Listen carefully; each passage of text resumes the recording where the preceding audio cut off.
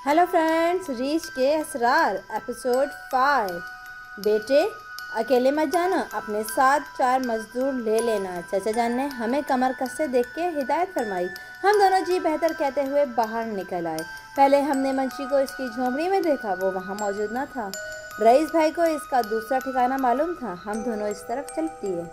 कुछ दूर चलने के बाद मुझे सामने से एक पहाड़न दिखाई दी। इसके सर पर बांसों का गठरा था और वो बड़ी बेतकल्लुफी से ऊंचे नीचे पथरीले रास्तों पर चलती हुई आ रही थी। इसकी चाल में हिरनियों जैसी तेजी थी। इस मजदूर औरत को देख रहे हो? हाँ, देख रहा हूँ। इसके सर पर कितना वजन है, कुछ अंदाजा कर सकते हो? 10-20 सेर तो होगा ही, मैंने कहा।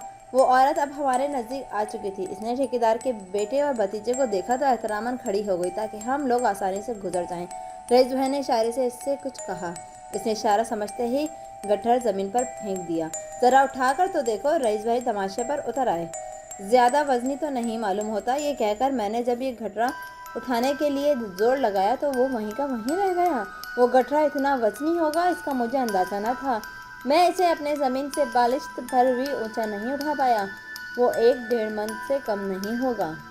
तब मुझे इन पहाड़ी मजदूर औरतों की जफाकशी और महारत का इल्म हुआ। हमारे लिए तो इन ऊंचे नीचे खतरनाक रास्तों पर खाली हाथ चलना ही मुश्किल था कि ये औरतें न सिर्फ इतना वजन सर पर लाती बल्कि चलती भी इस रवानी से कि दौड़ने का गुमान होता हो। फिर रईस भाई ने ये बताकर मज़ीद परेशान कर दिया कि ये औरतें अपने मर्दों से कहीं ज़्यादा बोझ उठा लेती हैं। तब मुझे अपने शहर की औरतें याद आईं और मेरे होठों पर मुस्कुराहट फैल गई। अगर हमारी औरतों को चंद दिन ऐसा काम करना पड़े तो शायद इनसे एक भी जिंदा ना बचे। बांसों के इस गट्ठर को मैंने और रईस भाई ने सहारा देकर इस औरत के सर पर रख दिया। गट्ठर सर पर आते ही इस औरत के जिस्म में बिजली सी भर गई और तेज तेज कदम उठाती अपनी राह चल दी। मैं आंखों और ओझल होने तक इस औरत को देखता रहा और इसकी जफाकशी को सलाम करता रहा। इस जंगल में सांप बहुत हैं, रईस भाई ने चलते चलते इंकशाफ किया। फिर तो आए दिन मजदूर मौत के शिकार होते होंगे। नहीं, बहुत कम। क्यों? मैंने सवालिया निगाहों से रईस भाई को देखा। क्या इस जंगल के सांप जहरीले नहीं होते? बेहद जहरीला होता है इन सांपों में, लेकिन इनकी खुसूसियत ये है कि इंसानों पर हमला नहीं करते, लेकिन अगर इन्हें छेड़ा जाए तो फिर बख्शते नहीं। अभी ये जिक्र चल ही रहा था कि ऊपर से मंशी आता हुआ दिखाई दिया। हालत ये थी कि उसके चेहरे पर हवाइयाँ उड़ी हुई थीं। 2 मजदूर आ गए, 2 मजदूर पीछे और दरमियान में खुद। वो सहमा सहमा चला आ रहा था। हम पर नज़र पड़ते ही इसने ज़रा संभालने की कोशिश की, गर्दन अकड़ाई, सीना फैलाया और अगले मजदूर को हटाया और दौड़ता हुआ हमारी तरफ आ गया। वो मजदूर वहीं रुक गए। छोटे साहब किधर जा रहे हैं? तुम्हारी ही तलाश में निकला था मंशी। जी हुकुम।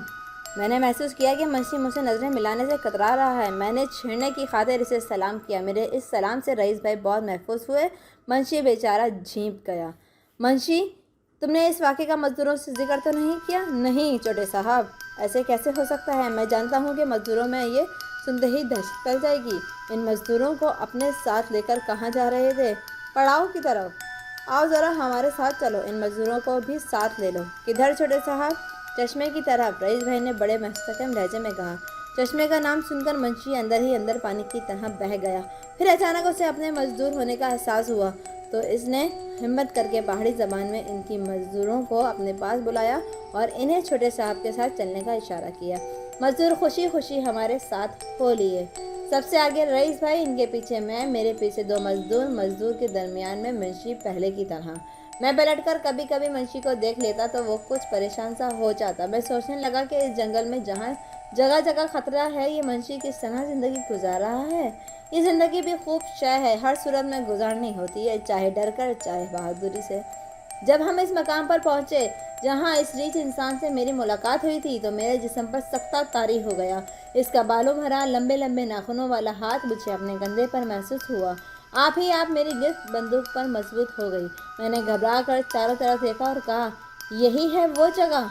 रईस भाई ने इस जगह बगौर मुआयना किया, थोड़ा सा ऊपर चढ़कर भी देखा, लेकिन कोई चीज़ ऐसी नज़र न आई जिससे इसके वजूद का एहसास होता। वैसे ज़मीन पथरीली थी, इस पर कदमों का निशान ढूंढना बेकार ही था। क्या ख्याल है, पहाड़ी पर चढ़ा जाए? रईस भाई ने ऊपर देखते हुए कहा। मेरे लिए तो ऊपर जाना मुश्किल है। मैंने दुश्वार गुजार को देखा। क्या आप आसानी से चढ़ सकेंगे? चढ़ तो जाऊंगा, उतरना ज़रा मुश्किल होगा। तुम ऐसा करो, मंशी के साथ यहीं ठहरो, मैं मजदूरों को लेकर ऊपर जाता हूँ। کیا وہ اب تک اوپر بیٹھا ہوگا؟ میں نے خیال ظاہر کیا۔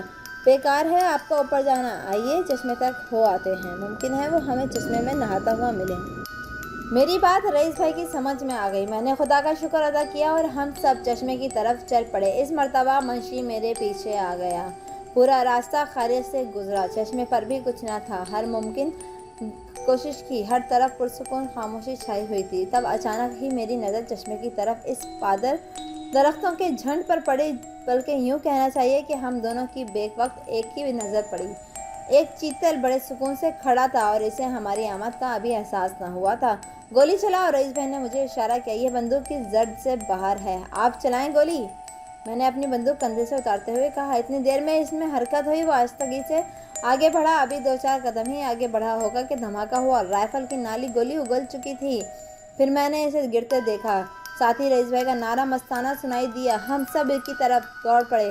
میں نے دیکھا کہ منشی ہم سب سے آگے، مزدوروں سے بھی آگے، مزدوروں کے پیچھے رئیس بھائی تھے اور سب سے آخر میں چشمہ پار کرتے ہوئے کئی بار پتھروں سے پھسلا، پانی میں گرا، گرتا پڑتا آخر چشمے پر پار ہی کر لیا۔ جب میں اس کے نزدیک پہنچا تو رئیس بھائی کو چاقو چاقو پکارتے سنا۔ پھر میں نے منشی کو اپنی واسکٹ کی جیب سے چاقو نکالتے ہوئے دیکھا۔ یہ ایک 6 انچ کا لمبا، کٹھے سے کھٹنے والا رام پوری چاقو تھا۔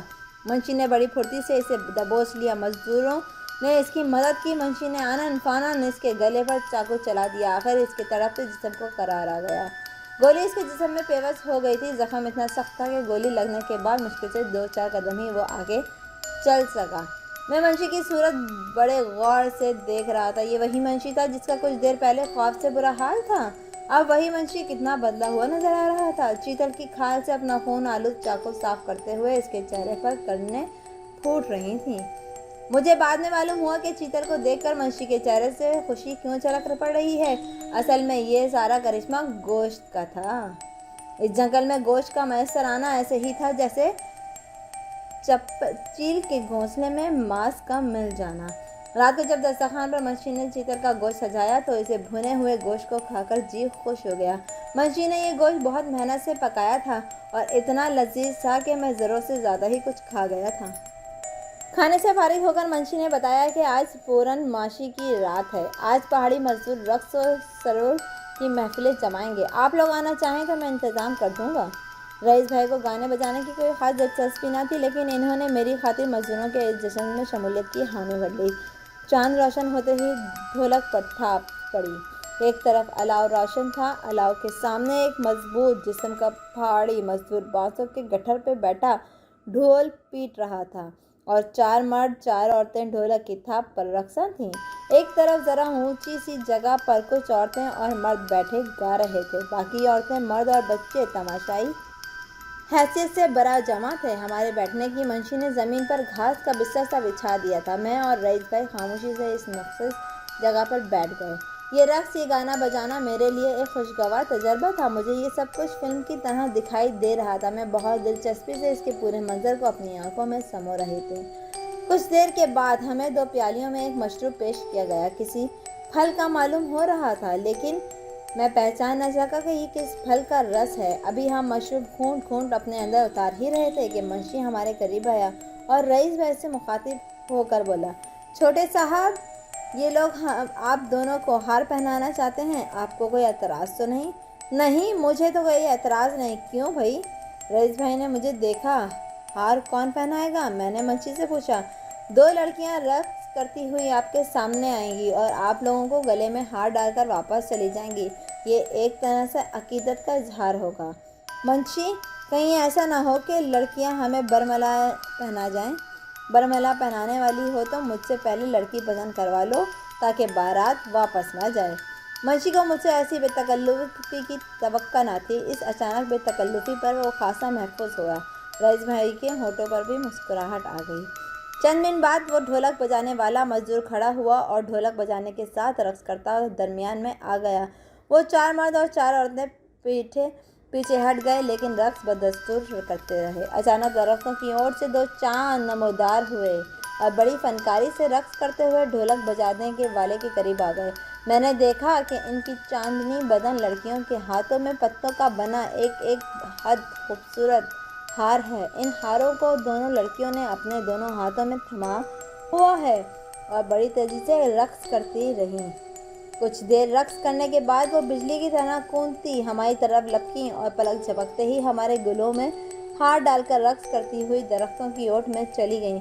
پتوں کے ان ہاروں سے بڑی بھینی بھینی خوشبو آ رہی تھی۔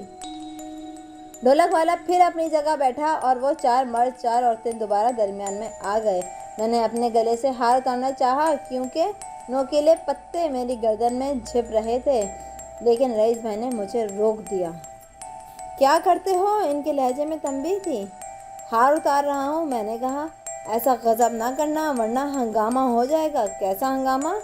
میری سمجھ میں کچھ نہ آیا۔